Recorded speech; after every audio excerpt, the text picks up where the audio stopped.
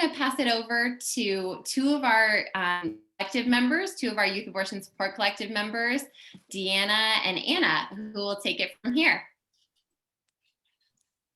Hey all, my name is Deana. I use they, them pronouns. I'm located in Minneapolis and I'm part of the Youth Abortion Support Collective, and I helped to put together this event.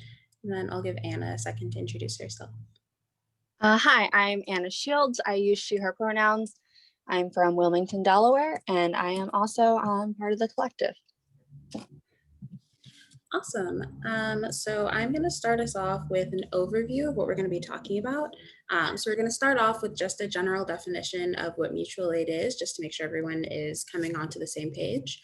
I'm going to go through a couple of methods for handling funds that are coming from some work that Dean Spade has done. And then we'll have our lovely panel, and we'll have a couple of community organizers talking about the mutual aid work that they've been doing and what money management looks like for them, like outside of just the abstract, but in the real world. And then I'm going to go over some frequently asked questions about mutual aid and taxes. And then we'll have a Q&A where we'll take a couple of questions, probably 2 to 3, that are related to everything that we've talked about. And those could be for taxes or for the panel. And then finally, we're going to share a couple of resources so you can get some more in-depth information about mutual aid after this panel. And we can go to the next slide. So starting off, I just wanted to give a definition of mutual aid, even though there are a million and there's not any one specific that we have to pull from. But I really enjoyed the definition for Big Door Brigade. And that is, mutual aid is when people get together to meet each other's basic survival needs with a shared understanding that the systems we live under are not going to meet our needs and we can do it together right now. So some of the things I really wanted to highlight from that definition are the collective action, the changing conditions, and the meeting people's needs. And so when we're doing all of this like money management work, we want to make sure that we are able to do all of those things with the money that we have. And that of course with like taxes and things like that, that there's nothing inhibiting our ability to like take action and create change for our communities. And then we can go to the next slide. So we're going to go over 5 different methods of how to manage money and how to organize money for mutual aid projects. So the first one that we have is an individual PayPal or Venmo account. So I included an image and it says Disability Justice Mutual Aid Fund. And that was a mutual aid fund that was created by someone I follow online, Shea Butterfemme. And so, you know, it's very easy to start just your own, you know, you have your PayPal, it exists. And so you can just say, okay, send mutual aid funds here, and then I'll send them wherever. It's very informal. You don't need to register as a formal group or register with the federal government. You know, you can just do it with the account that you have. Some of the cons of organizing it through your own PayPal or Venmo account are that there's a little bit of confusion around tax liability with like, is it a gift? Is it not a gift? That's entirely on you to figure out because it's your account. And as far as the government is going to look at it, like you got that money and then you spent that money. So it's on one person to figure that out because it's your account. And then another con of doing an individual PayPal or Venmo account is that there are concerns about fiscal or community accountability. So if you are the one person who has the mutual aid account for your entire collective, then everyone is relying on you to push that money at the right time, to have the records because you are the only one who can access it. And if you're part of that collective, but you're not that individual, if they drop the ball, if they get sick and can't access those funds, if they break their phone, then it can be very hard to like access that money. And that's one of the really big cons of just having that individual account. And I also wanted to note, you can kind of see in the bottom right corner, the credit on the slides, well, it just disappeared, but it goes to Max Haber. He created kind of that big presentation about mutual aid and taxes. And so we're pulling a lot of information from that and then just giving examples that are applicable. All right, getting it back. Give me one sec.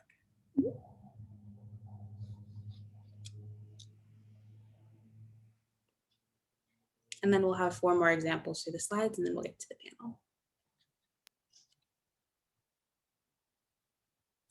Thank you. And then to the next slide. Thank you. So the second method for organizing your money is having an organizational bank account. And so that's, you know, you haven't done anything about an corporation, a 501c3. It's just, you said, this is your PayPal account. This is your org's Venmo account. And so an example could be from Minnesota specifically is they had for the camps in St. Paul, they made a Venmo account so you could send money specifically to them without it just being one individual. So some of the pros of that method are that you have group control over the money. You know, everyone can have the login information, everyone can see exactly how much money has been sent. It can be pretty easy to get a tax ID number for access to banking just by filling out some information and sending a form. And no one person is at risk when it comes to tax liability. So everyone who has access to that account, it's kind of in that collective sense of like, if something happens and everybody is going to figure it out, and it doesn't just fall on one person to figure everything out for taxes. Some of the cons of this method are it can be hard to open a bank account depending on what bank you're trying to open with, what state you live in. So there's a lot of research and probably a lot of like getting on the phone and talking through that process with people. So that can be a little difficult. And then it can ultimately require a lot of the work and the paperwork of becoming an incorporation. So creating bylaws, creating governing documents, a resolution on how the account is going to operate. To get a bank account, you may have to do the same things, even if you're not becoming incorporated. So that may influence a decision in whether you're being unincorporated and just make a Venmo, or if you're going to do the paperwork of becoming incorporated plus the fees. And then we can go to the next slide.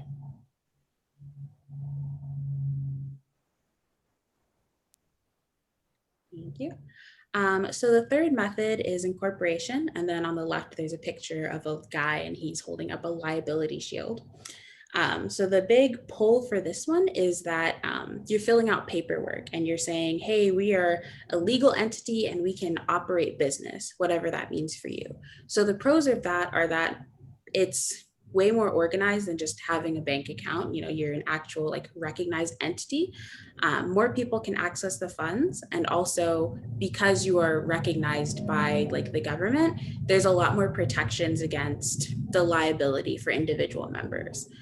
So one of the liabilities, I think it's limited liability. You're only liable for taxes of like what you invest. So there are a lot of different liabilities when you're just an unincorporated, just a group organizing that can be covered if you actually incorporate and do that paperwork through your state. Some of the cons are that the fees for incorporation vary by state. So I think it's usually $100, but it can be different. There can be other paperwork. The legal structure is inherently hierarchical. It's like you have the person, like, you know, who's in charge of the money, who's like the president and the vice president. It kind of sets up like who is responsible for what in a way that goes against the collective nature of mutual aid. And obviously that's just paperwork and you can change that based on how you actually organize. But when it comes back to taxes and things like that, like that's the structure that they're going to assume that you're using. And then the last one is that you can still owe taxes because this is not a 501c3. You're not going to be tax exempt. This is just saying that like you are an actual entity, like you exist as a collective. Yeah, and then we can, yeah. So the fourth method is having a fiscal sponsor that is a 501c3. So there's a little diagram there and it talks about full charge bookkeeping, community and collaboration, grant and content management.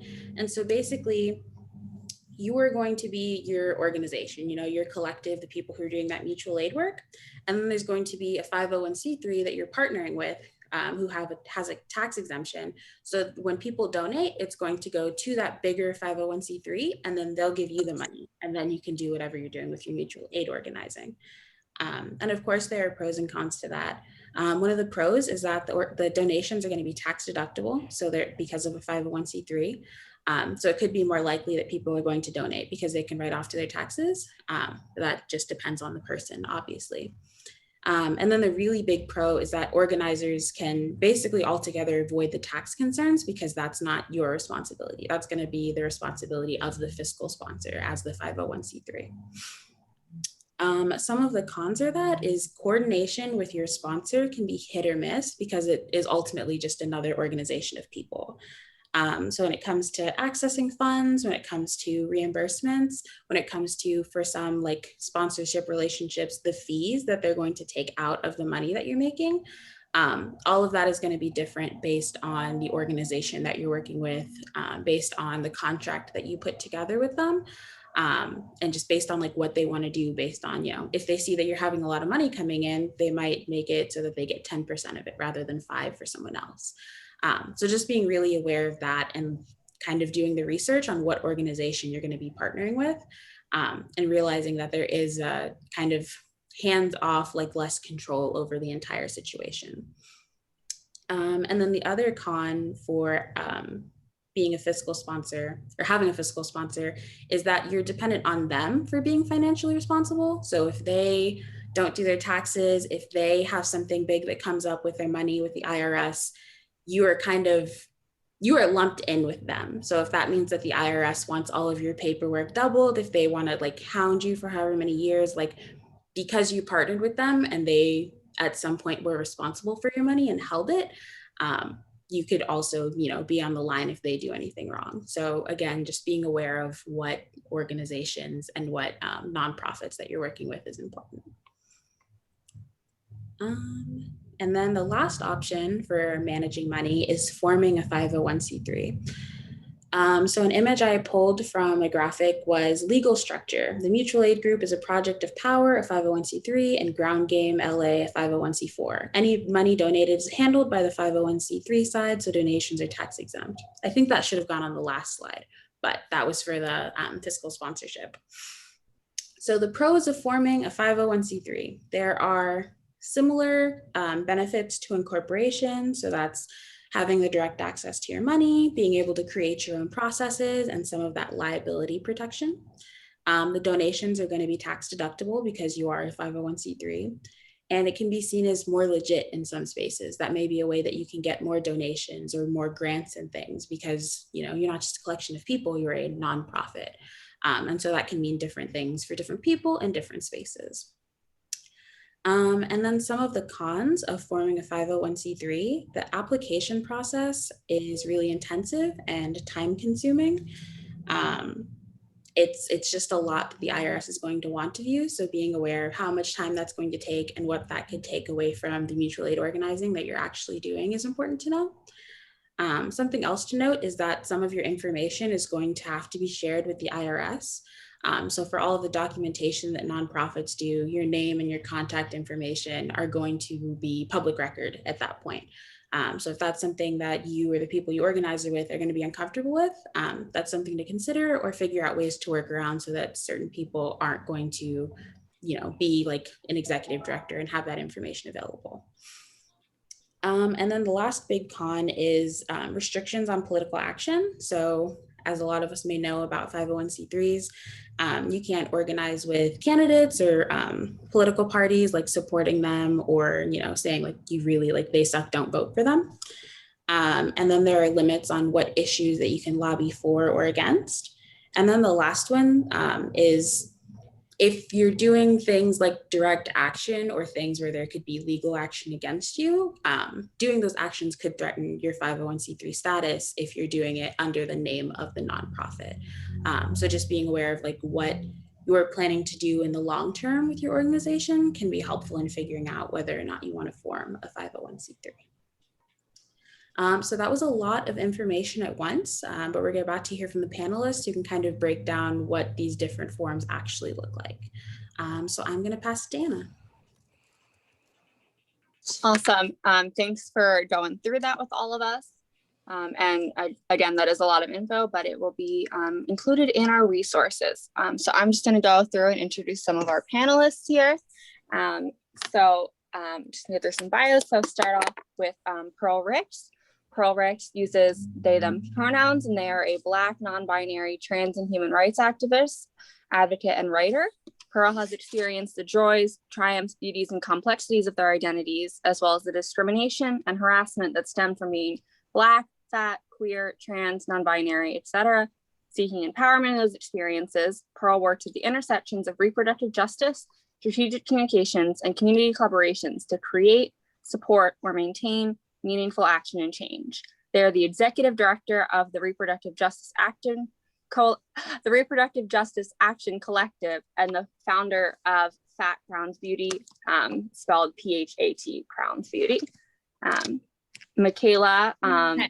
Oh, sorry, Anna. I just want to make a note that unfortunately, Pearl just let me know that they will not be able to make it tonight. I know that there was a lot of excitement to have Pearl on this panel. So I'm going to drop the information for the organizations that Pearl is involved in.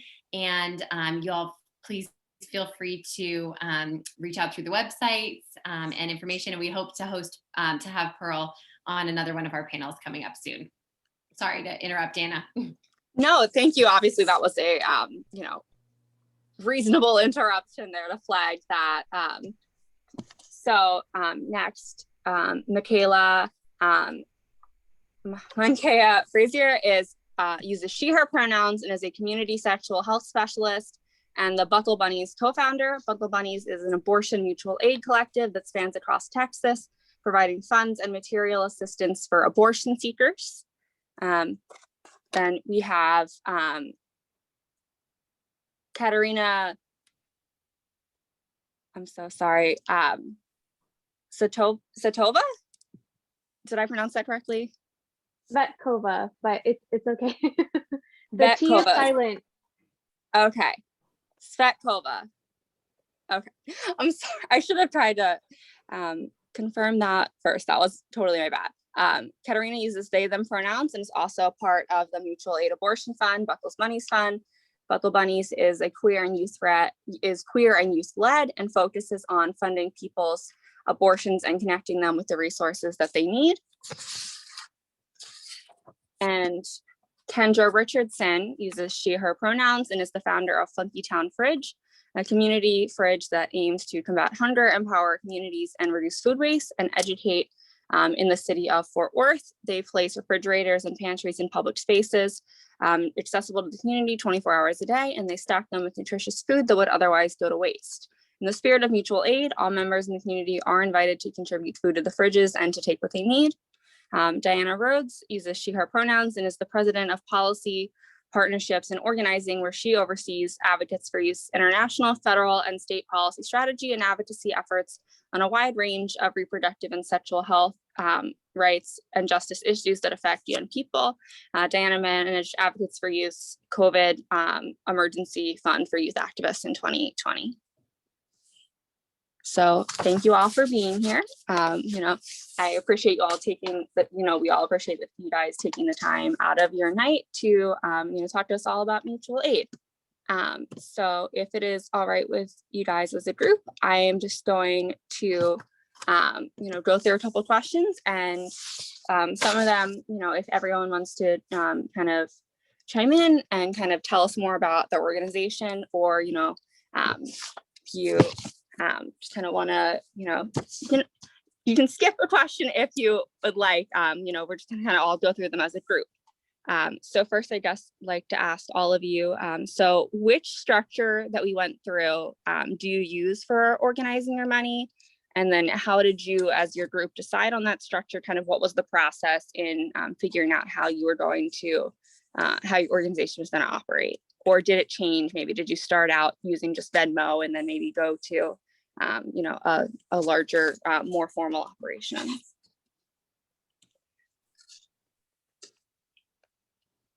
Can you repeat the end of that question one more time? I'm sorry. Oh, I was asking, I guess, so like, how did your organization get started? I guess I was kind of combining that question. So like, which mutual aid method did you use with your organization? If you use Venmo, or if you are a 501c3, kind of how did your org get started, and kind of what structure do you use with your money, and like, how did you decide on that? Is that still unclear? No. I was waiting to see if anybody was gonna go. Chime in. Okay. I can start if you would like. It's up to you.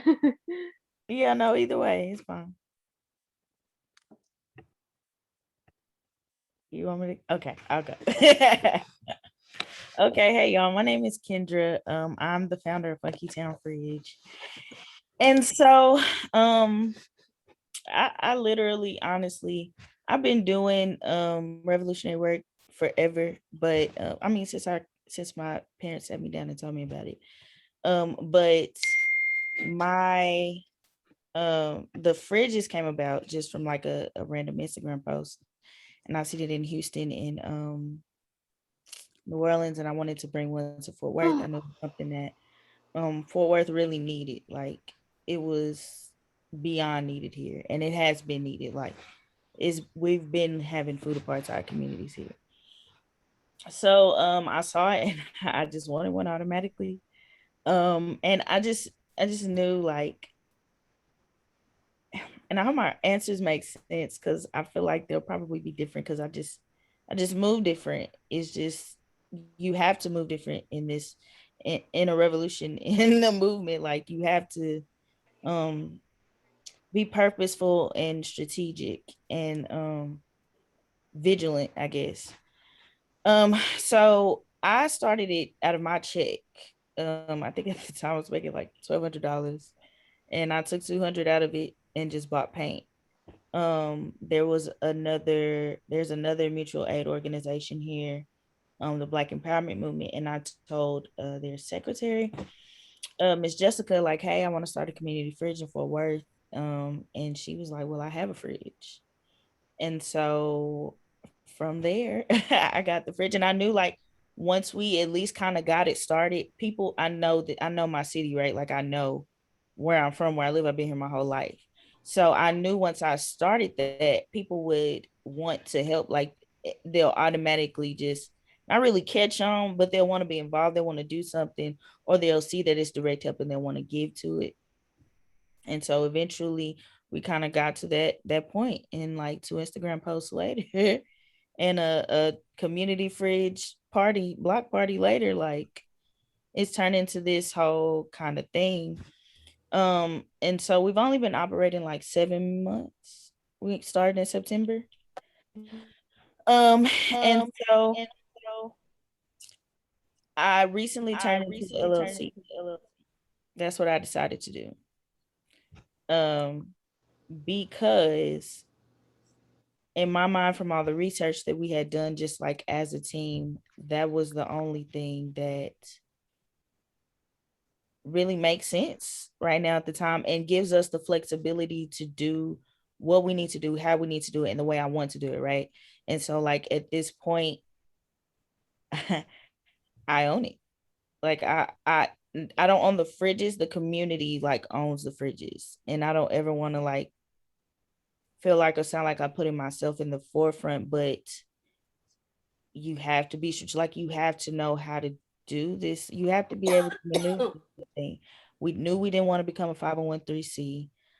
We knew that like the co-op and other things people were telling us, it was just like it was too much, and it was too many like processes and like applications to just start. And this was the best thing. And I've been following like other fridges as well and just paying attention and watching and just kind of soaking all that stuff in. And so Free 99 Fridge in Atlanta, that founder, she already started off as an entrepreneur, so it was nothing for her to turn her fridges into an LLC and then basically just keep crowdfunding for the stuff she wanted. She ended up getting a building. She ended up getting like a van, and people give you stuff for free, right? Like a lot of the times you really don't even have to spend money when you tell them what you're doing, and people are like into it. So I I hope I'm not being witty. I hope I'm answering your question, but as of now, yeah, as of now, we are an LLC officially. We have a CPA because I want to be a good steward, right? Like I want to be a good steward over these communities, over this money that I have. And I have these conversations like y'all were saying earlier in the introductions, you have to have a conversations. You have to explain to these people what this is. This is a nonprofit, but it's not. We run it like a business, but it's really not. And like we don't get paid, but it's free. You know, like you have to be able to explain this work, and people have to be able to understand it. And not only do they have to be able to understand it, but I think you have to give them the option to choose if they want to be a part of it or not. Revolutionary work is not easy. It's 24/7. So they're also, a part of that community now. And so I had to have these conversations. We haven't gotten a bank account yet, but I have already like made provisions to set it up because I've called and said, hey, I have this mutual aid organization, but wait, let me explain to you what I'm doing, how this works, and what I have and what I want to do with it. And so can you guide me in the right direction? I'm a first generation college student. I'm first generation, whatever I am right now. Like I don't really know. And so I have to also be able to have people around me that I can trust and that will keep me grounded and rooted and that can guide me and help me maneuver this thing and show me how to do it the right way. And so when I explain to them what it is and that I'm not in this thing to be like an activist or organizer, I'm really just a concerned citizen and I want to continue to be a good steward, right? So please show me how to work this money. And so that's basically what the conversation is. And after I have that conversation, especially with like the CPA, and now we have a bookkeeper because we're a business now, right? So like now we have to keep every receipt I've had since September 26, 2020 is sitting in a Ziploc bag in my office. But I can't keep the book. So we have a bookkeeper that we can trust, and we've had that conversation as well. And so we're learning and getting to that point. There's no one, answer or way, but I think now is a good way. And this is a good conversation to have because I also want to pave that way for people so that mutual aid can stay alive. And so I want to be able to have,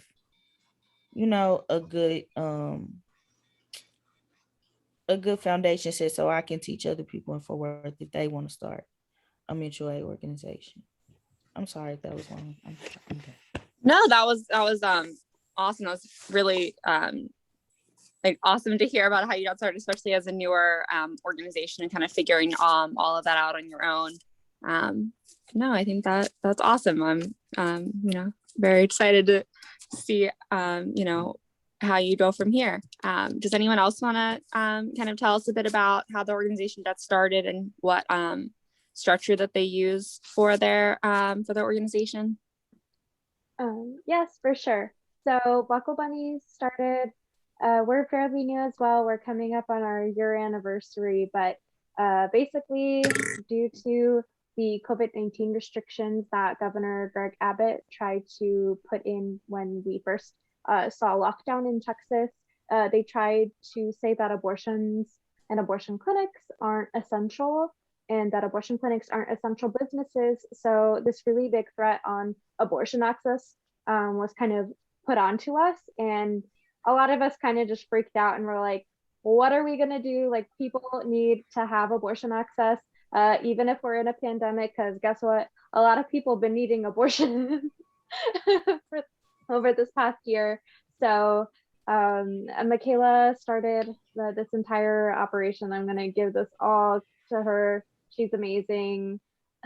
I love you.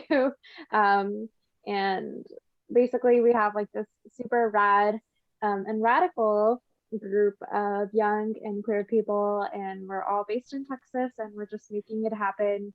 We do this all for free. It's basically everything that's our donations like go directly back into people to fully fund or majority or fund for the majority end of the spectrum people's abortions, because that's what we want to exist. And we've gone a lot on like back and forth on what kind of like structure we want, because we know that Buckle Bunnies is growing and we're having a lot of wonderful opportunities come up, and we're going back and forth on what we want to see in our future. And as of right now, since we are pretty rogue, we don't really like the 501c3 or nonprofit structure because we're all in this together. We don't like hierarchy because that's just another aspect of white supremacy that we're not trying to dive into. And basically we're all in it together. We have a bunch of hands in the pot. Sometimes it gets a little crazy, but we're making it happen. And basically through just posts of like, hey, somebody needs an abortion, open your purse, please. Like that's how we make it happen. I personally set aside $200.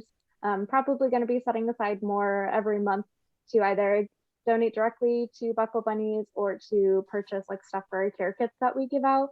But like it's all donation run. And like it wouldn't be possible without people donating, but I'm glad that people have faith in us. And we've been like keeping track of basically all the money that we've been receiving to make sure that we get it out to people 100%. We don't take any of the money ourselves. Makayla and I were joking that we're funding everybody's abortion and bimbofication. So take that as you will. But yeah, we're all in this together, and that's how we really come up to it. I would say right now we're like on the model 2, or what was it called? Model, I'm sorry, I'm like mixed up with like models, constructs, concepts, but yes, well, the model 2 portion where we have an organization, Venmo and PayPal, a Cash App. Our PayPal got suspended. I'm going to fight them eventually, but basically that's like something that we had to run into, is that we had to deal with like one of our accounts getting taken away, but we're just like, whatever, we'll open up another one. Like we really don't care. And then I'm like, if I get arrested for tax fraud, then so be it. Like I'll take the blame. I'm pretty sure I can get out of it somehow. But that's about it.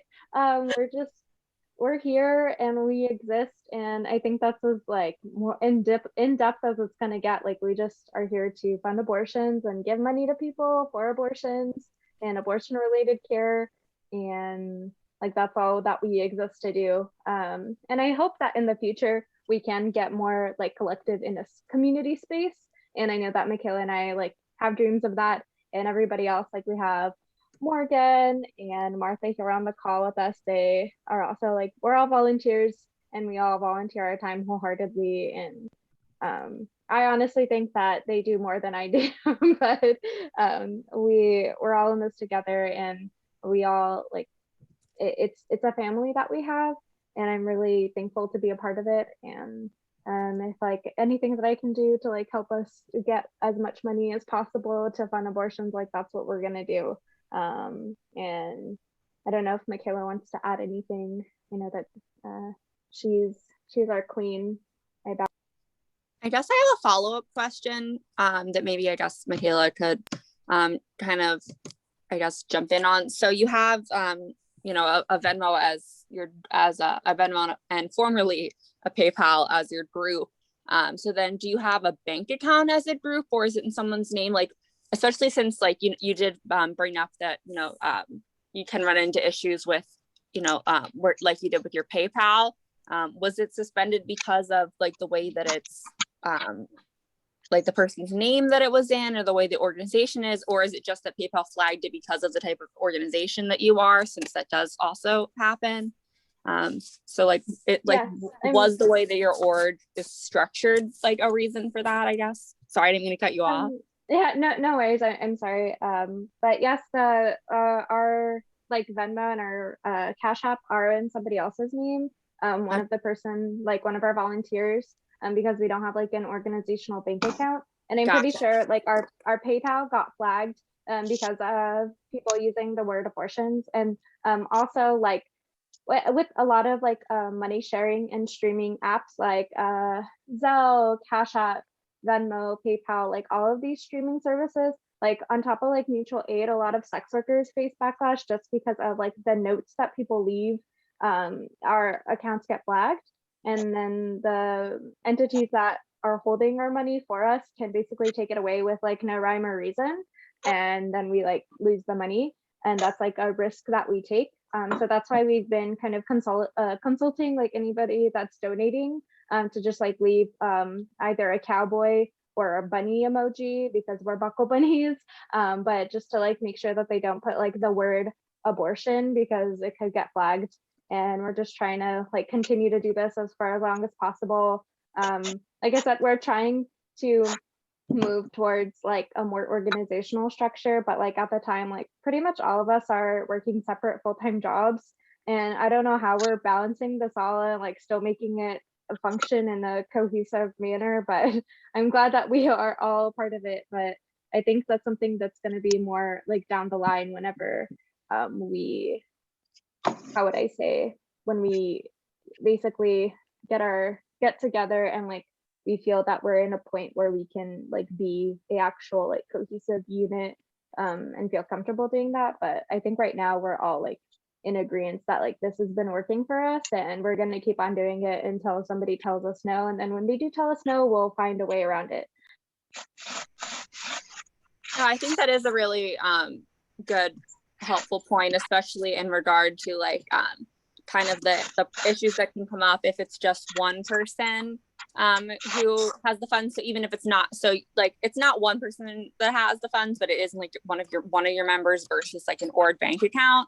And just, you know, that like if you're just an individual who is you know, holding funds, and how that could how people could react if, you know, if it is apparently your fault, if they think that it's your fault that something got flagged and that money is lost. Those are all like important things to consider. And then especially when it comes to topic areas that are a little bit less acceptable to these processing groups, money processing applications, I guess is the right phrasing. So I guess this kind of, actually, so Deana, do you want to add anything about how you started in terms of with the Advocates for Youth Activist Emergency Fund? There are so many sounds there. Yes, thank you. Thank you. I can definitely speak to that. And I think offer kind of, you know, we saw multiple different methods in this, and where Advocates comes from, or where I came from, is actually working at a national organization, a nonprofit 501c3. And so Advocates for Youth is a national organization. We're based in Washington, D.C. We have about 40 staff, 35 to 40 staff. And we, you know, have a really strong youth activist network of young people and youth activists in our many youth programs. The Youth Abortion Support Collective, Abortion Out Loud, are a few of those, and some of the folks on this call are part of those youth programs. I would say that, you know, as a national nonprofit, that works directly with young people, but also is not a direct service organization. When COVID hit, there was a few different things for us as an organization that our minds were on and we need to think about. One was keeping our lights on and you know, ensuring our staff was doing okay and making sure we were taking care of our staff. But our staff who work directly with youth activists were telling us what was happening on the ground, and activists just like you all who are doing really amazing work already, but also whose lives are being disrupted by the pandemic, whether on college campuses or in a community, right? And the need that we were seeing. And there was so we decided that we wanted to try to find an avenue and start a youth activist emergency relief fund for the young people that we that do so much work alongside us on campaigns and activism on the ground for our youth activist network. And so during COVID, we were able to start an emergency relief fund to directly support the young people we've been, you know, working with. We were able to give about $70,000 away to roughly around 100 young people over a period of 4 months, kind of late spring through the summer, which were some kind of critical times.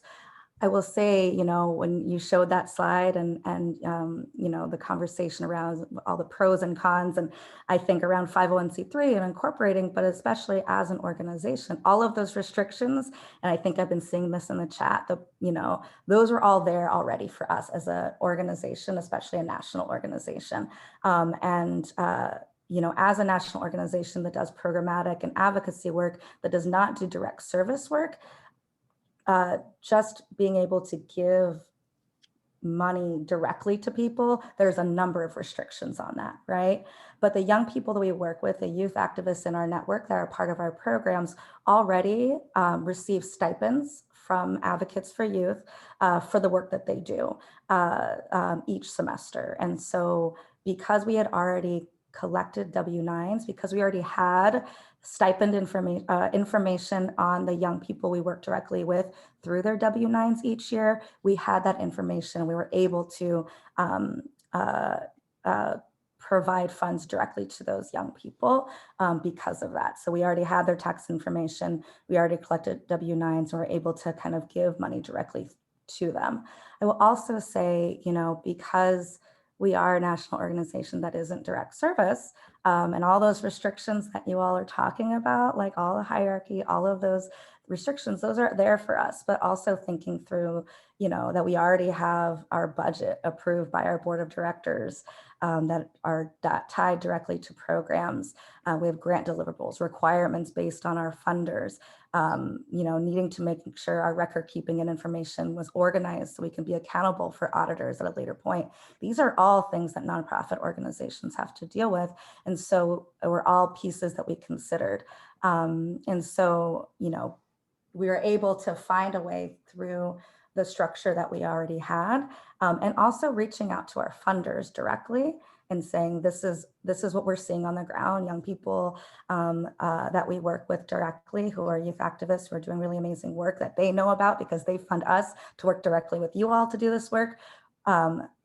We shared what the need was, and we were able to, you know, get either approval or additional funds from foundations to basically create this emergency fund. And I say all this, you know, not to eschew anyone from going a 501c3 route. And I think it's really important. And we are a national organization, so there were different things to consider. But just like the money management, just like the structures, there's a lot of various pieces to consider as you're doing this work, whether direct mutual aid on the ground or whether at an organization in a state or a national. There's many different considerations, but there's also many ways to, you know, ensure that, and for us, if our mission is to ensure and provide support for young people's health and well-being and for them to thrive, then this was part of our mission and part of our work.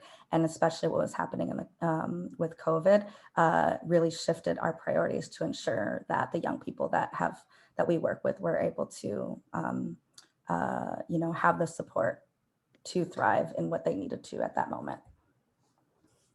So hopefully that answered a little bit and gives a bit of a different perspective too on the panel. Yeah, no, that's awesome. And that is, you know, good to have kind of both ends of the spectrum of legal, tax, finance, like the, you know, legal and tax spectrum for mutual aid organizations and how those kind of, how that all operates.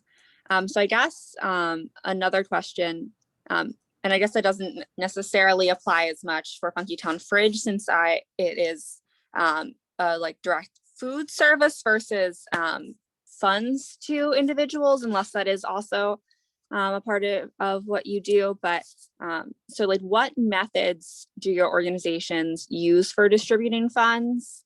So I guess I'll kind of loop into that part. So you collect money in, you know, your particular manner, but how do you distribute funds? Do you also use Venmo just the same way, Venmo back right from the organization account, the organization Venmo account to individuals, or do you have a different strategy for doing that? Do I go first again? I can go. So with Buckle Bunnies, you know, people request and then we call them and then we're just like, hey, what's going on? How much you need for your Bobo? And then from there, we'll work with them to fit kind of their needs, right? Because not everybody has access to a phone, Cash App, a debit card, things like that. So Cash App is what we mainly use, but we're flexible. So at that point, yeah, we Cash App them. Cash App does this really cool thing where it also, if you go into like your settings and stuff, it spits out a spreadsheet for you. And you're able to just like print it out and have it. So that's what I've done so far. And then if, you know, people don't have access to Cash App or things like that, we have our Venmo, there's clinics that can work with us and we just call and give our card information to them, or some even do it online, which is really cool. So those are just some of the ways that we've been able to distribute money so far. Awesome, thank you. And Kendra, so what do you guys do in terms of if you distribute any funds? So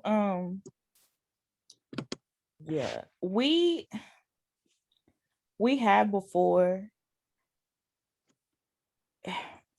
I feel like the answer may be tricky. Like, we are a community fridge, right? But we're also mutual aid, and so like I know my city and I know what we need, and so I knew that there were also people that would also still need direct help, particularly Black families. Like, I knew a whole bunch of Black single mothers with multiple kids, or parents struggling to get stuff for Christmas, and then at one point there was a girl out here who got fired for wearing a Black Lives Matter mask, and it was a few months ago. And so I just went back and like checked on her. She was young, and she was like, she had a brand new baby, and I just wanted to go check on her, like mutual aid. I just wanted to go check on her, make sure she was good. Turned out she needed like a bed, so we went and bought her bed.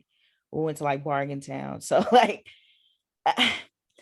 ultimately my main goal is to sustain this thing, right? And so when we do send direct funds, I'll just use like Cash App, but I'll let the Cash App build, right? So like, I'll let the Cash App get to like, I don't know, maybe a good 2,000 to 5,000. And if it gets there, I'll say like, hey, who needs some money? Like, I'll just be like, hey, because I don't want to keep it either. And like, I get that being an LLC now, because we literally just got it, and that's the decision I just made. It does get tricky, like, because I am the only person like over the money, but I know that, and I understand that this whole city trusts me. Like, I'm not finna just take this money from these people, and I don't need it. Like, I have my own job, I'm gainfully employed, so there's no need for me to steal. And then people also know that. So, or I can easily say like, somebody can DM us and be like, hey, I need rent this time. And I can say like, hey, this mother needs rent. Let's see what, like, can we get her some money? And I encourage people to do it through Cash App, because I like to get rid of that money, because Cash App is so glitchy and it's always like something happening. And so it's a good excuse for me to like get rid of money, which is also what made me go ahead and do an LLC, because I wanted a bank account and I didn't want to have to keep dealing with whatever may come just randomly with an app when I don't have to, deal with it. I can just like go ahead and switch it into a bank account. But I did want to speak to Diana's point when she was saying like their nonprofit gives money to people like us, right? Like people who are out here doing the work, but also still may need financial assistance. I personally think nonprofits are necessary. I think that they're needed because, like us, we're LLC, so we need fiscal sponsors. Like, we need people like Diana's organization or advocates for youth that are willing to also advocate for us. But I think the way you run it is important. And like Diana was saying, like hers is small, but it's not like United Way or Salvation Army or, some of these other organizations that honestly I don't even trust. But we need those kinds of organizations that are willing to stand as comrades with mutual aid organizations and be like that pillar, over us that we need. Because now we have to have a fiscal sponsor now. And that means we need a nonprofit. We're not we're tearing down capitalism, but it's not going yet. And so we have to find ways to work the system, to maneuver, to finesse. We have to find ways to do that, and do it smart in a way where like the IRS doesn't come like bite us in the anus, but we're still being good stewards and flexible with this money, right? And being able to give it away. So we do give money to people, and most of the time we try to like build up money in our Cash App and then see who may need the help, and then we'll give the money that way. But we'll only do it through Cash App. But we also have other forms of payment, right? Like, I don't believe in putting all my eggs in one basket. I grew up broke. I grew up poor. I'm from the projects. So I mean, it's easy for me to manage money. Or like even when we go shopping, I go get a sales paper, or I make sure, because we want to make sure we have enough money to give away and that we budget correctly so that we can always keep something set aside to give direct financial assistance. So that's how we would do it. And there's not a specific number. It's literally just like, okay, what do you need? And how can we get it to you? Like these apartments in Fort Worth just got displaced because they still haven't recovered from the storm. And so like these people been living in hotel rooms for 5 weeks now. And so I went to a community meeting and I said, hey, we FunkyTown Fridge. We're a community fridge, but we can also give you money. And it'll be more than the city gives you, more than $300.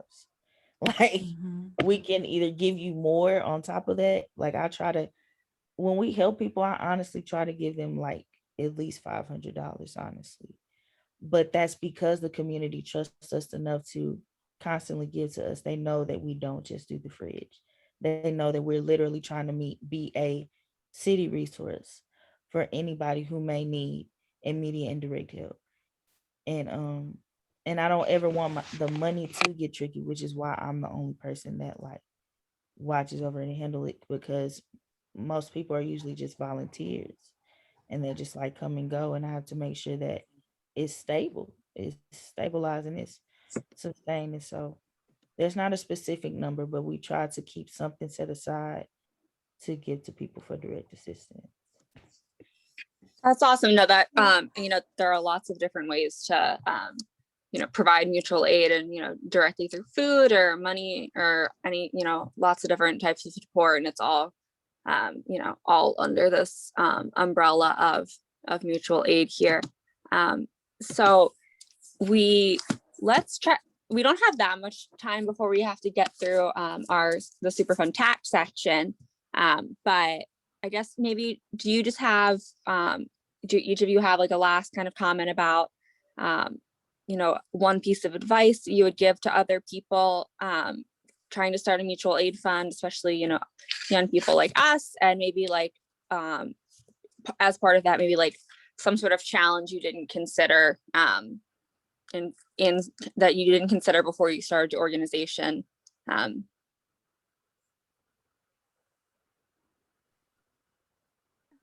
I would say that the biggest thing is making sure that you have mutual trust in your mutual aid with your fellow comrades, especially like here in Buckle Bunnies. Like I would say that it's kind of what I guess from like an outside glance, it looks risky, but to us, we all trust each other wholeheartedly, and we have built upon that trust because we've had years of working together, that we know that this is all something that we're all collectively working towards and 100% believe in, and we'll put all of our like passion into. And so knowing that we all have this passion and support for one another, that gives all of us trust to know that we, at the end of the day, we can all collectively make a sound decision, or be like, hey, I'm going to do this, hope y'all are okay with it, and everybody is always on that same page. So it's an insane amount of trust that we have in each other, but it comforts me to know that I'm surrounded by such a group of people, and that that people that donate to us know that that's how we operate, is like fully on our trust, because we know how we all operate, and it's beautiful. I would say stay mutual aid as long as you can, do the best you can, but make sure that you are doing it for the right reasons. Make sure that you are trustworthy. Make sure that you did your shadow work, and like what you're doing, and that you're capable of handling this stuff and what comes to it, especially now because mutual aid is on such a big rise. But this has been happening, especially in Black communities. Like people have been saying, hey, she's hungry, or hey, she needs a ride. It's literally just loving your neighbor, honestly, truly. And it's really just you being a concerned citizen. And stay mutual aid as long as you can. Stay grounded. Be careful with these cash apps and Venmos and what you use. Make sure you keep up with your receipts and stuff. But I think that's the number one thing. Make sure that you're like trustworthy, and make sure that you trust yourself first, or like you can't trust anybody else. Make sure that you know the community you're working in, and the people that you're working with. I know my situation will probably always be unique to most other people because I mean, I've been here my whole life. I even went to school, went to college, and then came right back. So it's really like not much of a difference. And the city hasn't changed. So, like, all the needs that were here since 93 are still here and since before 93. And so I know what to tackle. So that's easier for me to navigate, if that makes sense. It's easier for me to see like where the biggest need is, or where not even FunkyTown Fridge, but mutual aid is needed the most. So I would say make sure you do the shadow work and make sure you're trustworthy and make sure you're doing the stuff for the right reasons. And if you're not, then you need to let somebody else be in whatever position you thought you were going to be in. You need to know your position. You need to play your role. You need to remember why you're here. Okay. You know, I listening to my colleagues on this panel, it's really amazing to hear. And what I keep hearing and coming back to is the centering of community love and community care, right? And so I would say, especially coming from an organization that built out an emergency fund, it was actually a new project. We had not done this, but we saw a need and we needed to do that. The biggest reason that we figured out how to navigate and build out this emergency fund to get money in the hands of young people who needed it is because of the relationships we had with amazing youth activists on the ground. And so what I would say is, you know, all the work that folks are doing, those relationships and the trust that you've built with your community, with your fellow activists, with maybe organizations that you've partnered with or worked with, or local community members or businesses, those are the folks that you can reach out to and be honest and share what the needs are in your community. And, you know, Advocates does our work based off of, you know, where the needs are, and we meet our young folks where they're at, and where they were at was needing financial support, and it needed to be through Venmo or PayPal. So we figured out a way to make that happen, right? And, you know, as an organization that has also provided smaller grants to collectives to do mutual aid work or to do other work like the work that you've heard about tonight, that was because of the relationships we built, and there was an ask and a need. And so I always build relationships and always make the ask. And if you're on the ground in a collective or an individual person working with a collective, or know folks in organizations, make the ask and see what it is that you can work out for your own community, because you know, those relationships, that community care, and making those asks to organizations could be a fiscal sponsor down the road, could be a grant that is that is significant for the work you're doing in your collective, but from an organization. It could be those things later down the road. So really build those out, and you know, it's all based off of, and really at the heart of it is community love and community support and care. And I think that's in all of our various ways through whatever structures that we're working in, is really where the heart of, you know, where this work comes from. Yeah, I think my advice to like young mutual aid organizers is like similar to Kendra's. I think Kendra said it really well about knowing what your intentions are and staying there and being trustworthy, because a lot of the time mutual aid isn't a hobby, it's people's lives. And we like tend to forget that, you know, it seems like a topic, like a hot trending topic, but it's real work, it's real people's lives all the time. So if you're not like fully invested in it, like in your heart and in your soul, it will show and people will know. And that's yeah, that's like embarrassing, and you don't want to be in that position. So just stay in your lane as much as you can, and you know, pay attention to other leadership from other orgs around you and see what they're doing and how they're moving, especially ones that been there longer, especially Black women, sex workers, LGBTQ people. Like, pay attention to what's been going on, because chances are you're not the first one. Be realistic about your place in the movements. I think that's the only like genuine way to go about this. Yeah, for sure. I say one more thing. I don't know who's going, but I can wait. Can I go? Okay. Please keep political education first. Please read. You cannot be on my team if you don't read. Honestly, truly. If you don't have political education, you can't even be like in my vicinity. This is a revolution. Like, this is hard work. This is not a game. Black people are still dying. People are still dying. They're still putting restrictions on people's abortions. Like, this world is messed up, and you have to make sure that you're pure. But I think one of the first and main ways is to make sure that you are expanding your politics, that you are learning what's going on around you. That's the only way that you can be more vigilant and cautious of what's going on. Expand your politics, read books, learn from Black people, like she said, like learn from these authors and these books that we have. Read Blood in My Eye by George Jackson.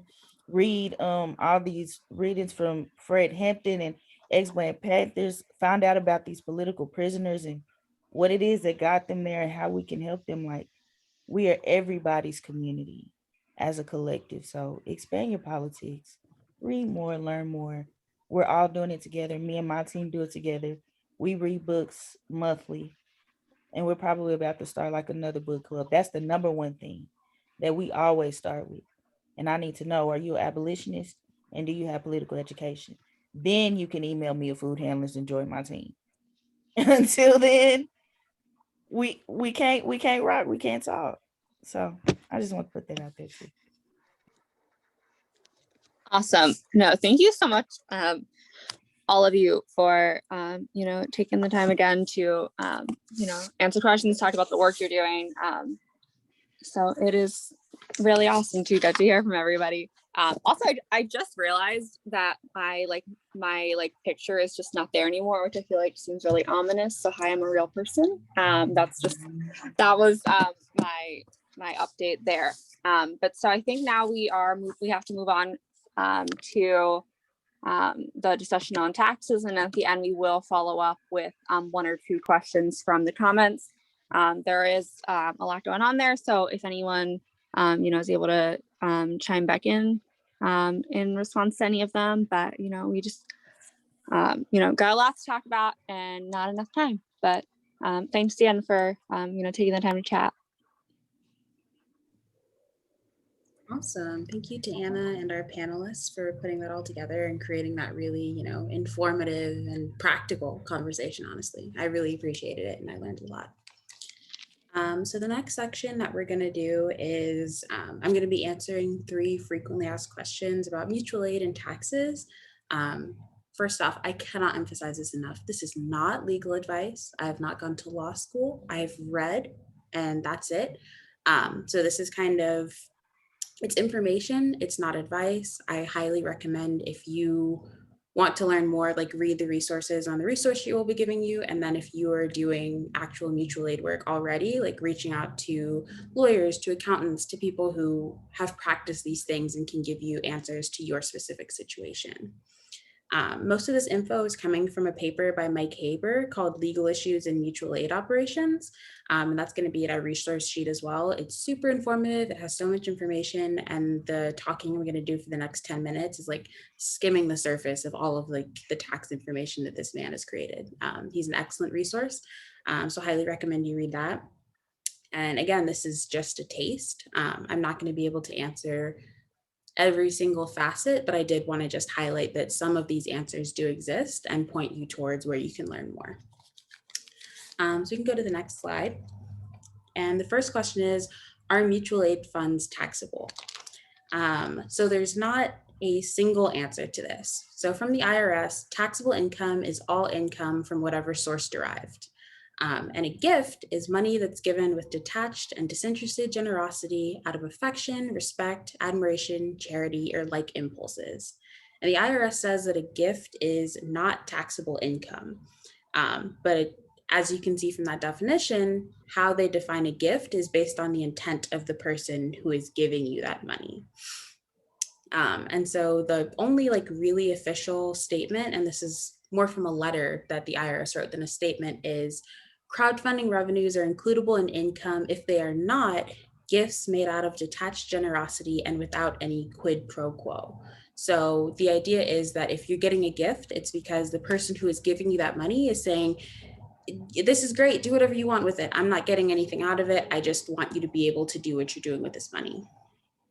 And so that's a not super clear answer. And it's really going to depend on you having a clear purpose of what the mutual aid that you're doing is and what the point of getting this money is. So if you're saying like, hey, like we're feeding people as like the purpose, and then people are donating, then, you know, like logically the IRS might be able to say, oh, they got this money so that they could feed people, and it was out of generosity that people gave the money so that you could feed people. So being really clear about what you're doing and like how you're asking for donations can be really helpful in like clarifying that intent, because obviously they're not going to go ask every single person. It's going to be like the overall, like, what is this situation? What does it look like?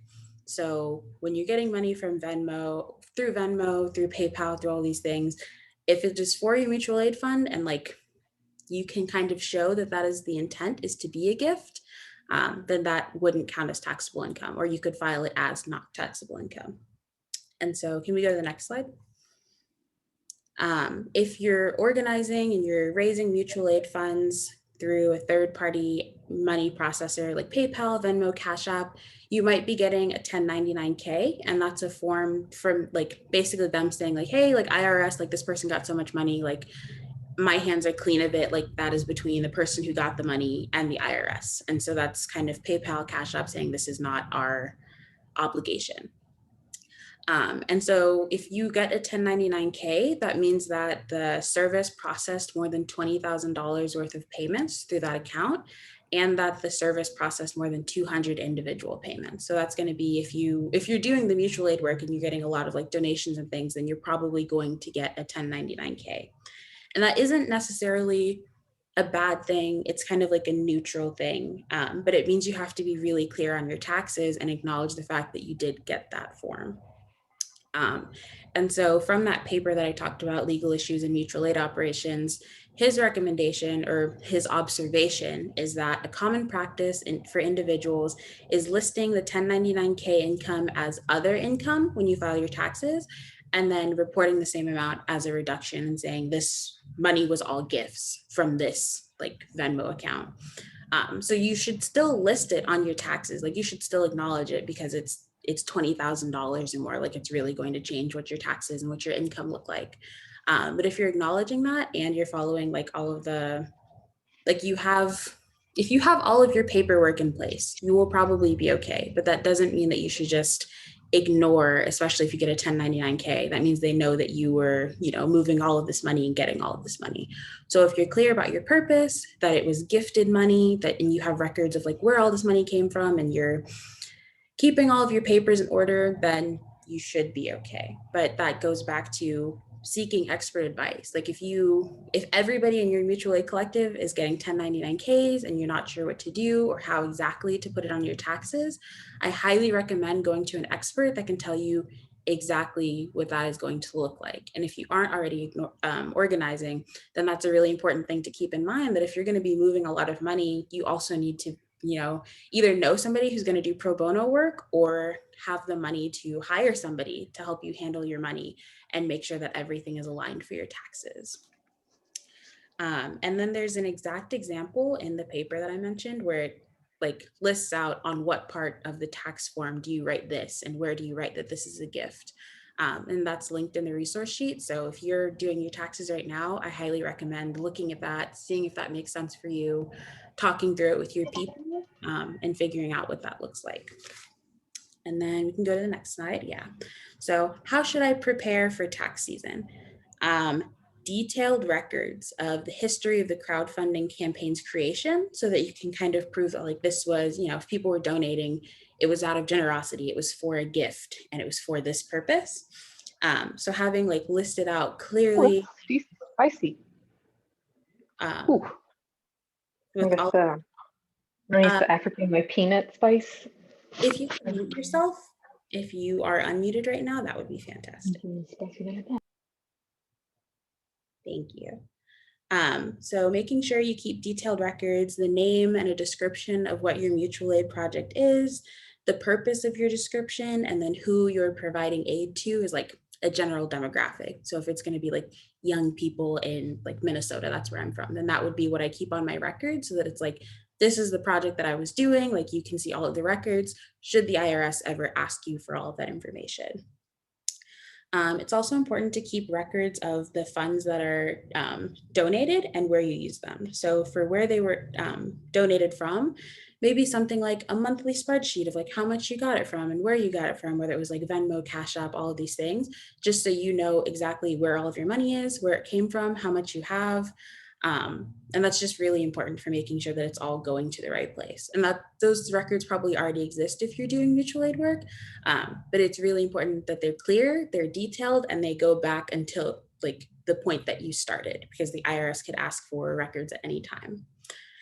And then where your money was used, if you're doing direct payments or giving people money, just like name and the amount of money that you record that they received, or just like the amount that they received, like every individual person with no like detailed personal information. Just knowing like what every payment that you gave was is important to have in your records. And then how much information about each person that you keep in there is ultimately up to you. One of the things that was mentioned in the webinar from Mike Haber and Dean Spade was, if you're working with undocumented people, you don't necessarily want to give the IRS their name and their phone number and say, hey, like we had a fund for undocumented people and here are all of their names. So being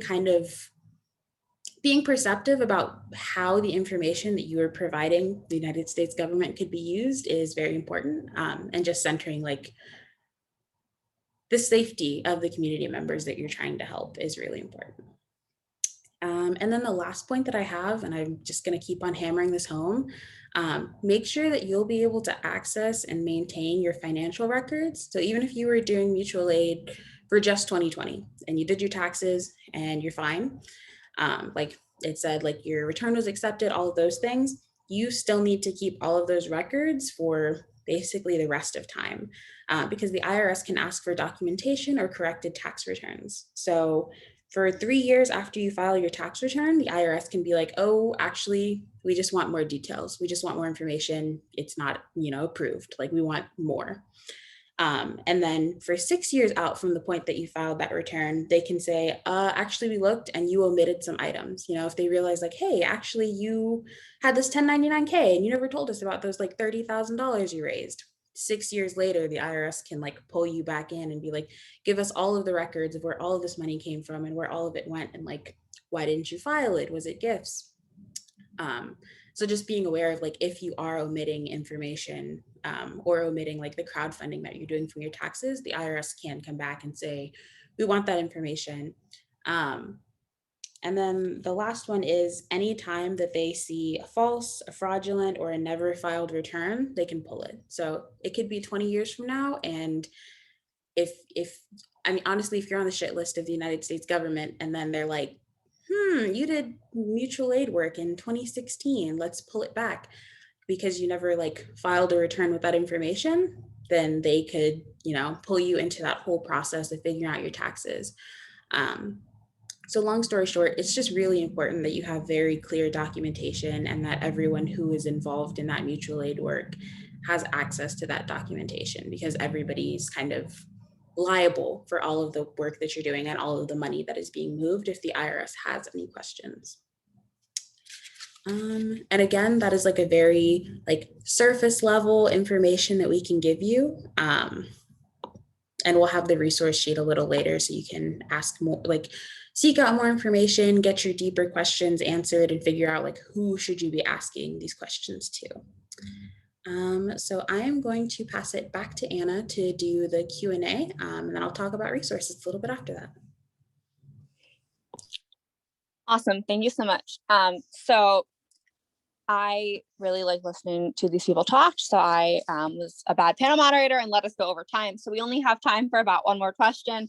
But from, the comment questions, one of the more specific ones that should be, easy to get a quick answer in, or easier to get a quick answer in, is for Kendra specifically about how you handle donations with it being an LLC, and what makes that different, because I know you just said you just started that. So if you kind of have anything on that point.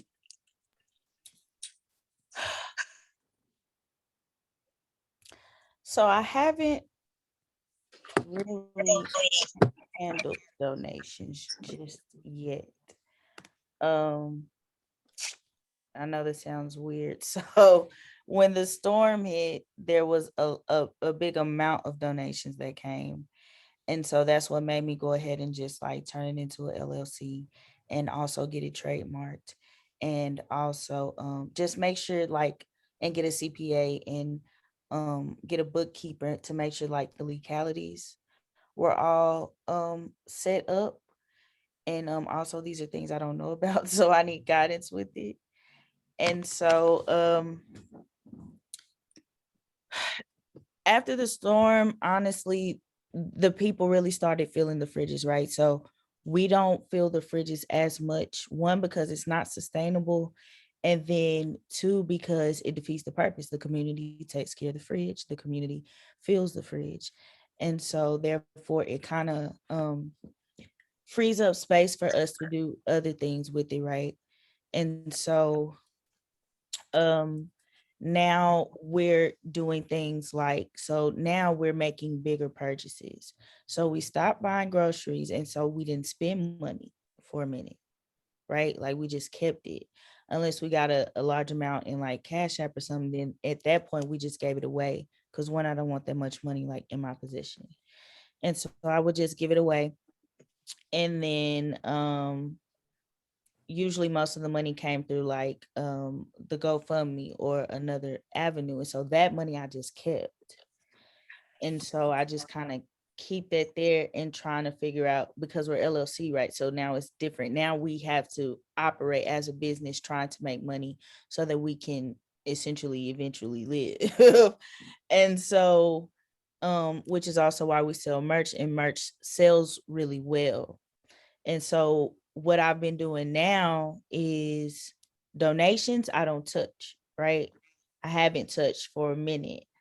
But when we started selling merch, we had an income, right? Like we were getting money in. So then that way I could purchase a LLC, which I recently did. And I'm telling y'all these things for transparency too. Like this is important. I want y'all to know like what the processes was, because I want y'all to be successful if y'all create a mutual aid group. And hopefully something I can tell you in the way I did it helps. So through the merch is a good amount of money, and we have to sell it at a certain price because we have to make a profit back, in which we are. And so that helped me to get a trademark. That helped me to get an LLC. And then that also helped me we're about to I just received a lease for us headquarters now. So now we're about to get a building. And my main focus is sustainability. I have to keep this alive for my people, period. And so we find other avenues to get things, right? Like we have an Amazon wish list. We encourage people to like find it other places, but usually they send it from Amazon. And so we do like packing parties, right? Like for the homeless. So we can keep that stuff, those kind of donations, like material donations, we keep up until it's time for a packing party, and then we give that kind of stuff away. It's all kinds of ways to get donations, right? But donation money so far, as it is coming in a big influx, I haven't touched it. Now, when we were grocery shopping, yes, I was spending like $200-300 on each fridge for groceries every day. It's not sustainable. And so we had to stop doing that for a minute. So now at this point in time, especially because I don't know if y'all have seen what's been going on with Samaria rights and stuff, it's such a pivotal moment in the movement. How we use our money and issue our money is going to be important now and in the future. just how we look as, I hate to say, an organization with, integrity and for people to trust. Because we don't just reach Fort Worth at this point. Like, people from y'all found us. And so we're accountable to so many more people now. So money like Venmo and GoFundMe money, we haven't touched. Cash App, we give away to people if it builds up. Like now we got like $500, so it just sits there. Now that we have a building, there are different ways we have to like budget and maneuver, right? Because now we have to pay like property taxes. So we're now, I think what's crucial for me to figure out is how do I keep getting money off of what we sold before in the merch? Like, how do I build on that to go ahead and get the headquarters? And because that's the only thing we're doing right now, right? It's just the headquarters. You have to pay the people that service you, so you have to pay the CPA and stuff.